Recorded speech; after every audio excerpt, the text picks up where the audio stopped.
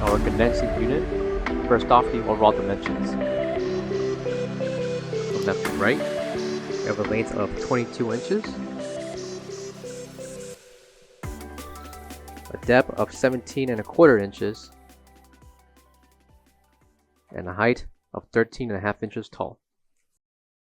Coming to the front will be the compressor, along with the capillary tube that's hooked up to the condensing fan. Back of the fan we have the filter, and the measurements for the filter itself will include 21 inches in length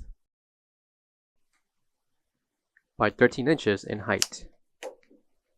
Coming to the side of the condensing unit, we have the breaker box, and right between the compressor and the fan we have the starting component.